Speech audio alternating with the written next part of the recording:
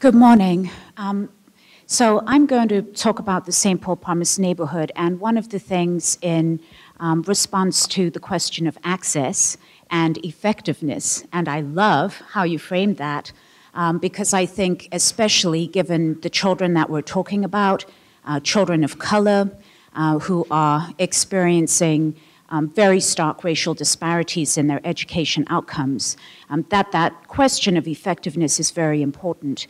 And one of the hopeful things of the Promise Neighborhood work is that we're not just talking about quality or evidence-based practice, but also whether the work that we're doing is culturally responsive. And I think that's a key element of what that we have to think about when we think about effectiveness.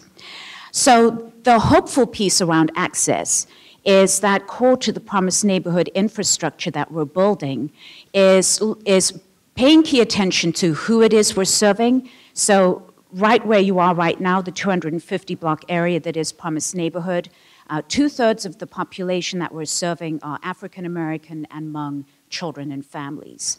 And one of the key features of our infrastructure is that we harness the knowledge and expertise and connection of our culturally specific and community-based organizations.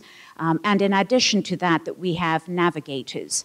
And we have a lot resting on our navigators, because as we think about scholarships and preparing to have those ready for our families in this neighborhood, we're looking at, as Bob has talked about, the hardest to reach families. So our families who are not necessarily going to be the first at our door in terms of signing up for this opportunity, but we would literally have to go and reach out and pull people in.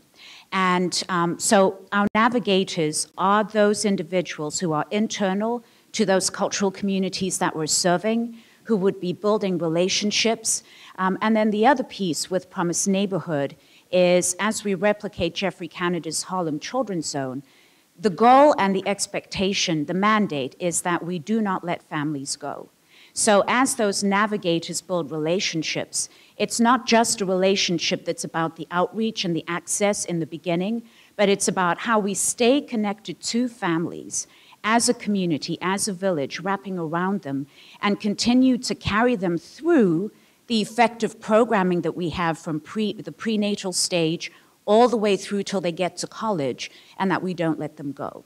So that's our ambitious plan that we're working on right now, and what it takes is so many people and so many organizations, and really, I think the promising piece is that we're having a conversation with organizations and our public institutions, our public schools in this neighborhood about how do we reach out to families and how do we stay connected so that we don't let those children fall through the gaps. What's very apparent to me just in the bigger frame of everything we're talking about is that it fundamentally gets back to what our values are. And it ties into what Richard was saying about inclusion and equity and effectiveness and access.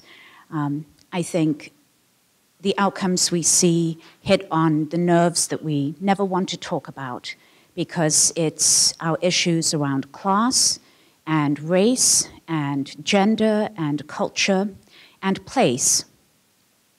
And it's sad that still today, depending on those things, you can trace where kids are going. And I think it also brings up the question of how we see the whole issue. Do we consider it a human right for all of our children to have access to safety, to their parents, for their parents to be empowered, to receive the best education possible, and to receive that education in a way that celebrates who they are and sees all of the creativity and potential that they have. I think one of the, again, hopeful things about what we might accomplish with Promise Neighborhood is that we see parents as the first teacher. And part of what we're building in is how do we build parents' knowledge about toxic stress? their knowledge about how to support their children from the prenatal stage all the way through. And I think one of the things that we really need to do, and this is me speaking as a mother, is a much bigger public awareness campaign so that we can organize the public base of parents to say we should have access to the best early childhood resources possible. It should be like public education, that it's a given that this is an investment that we make in all of our children, not just for our individual children's well-being, but because collectively them doing well means we do well.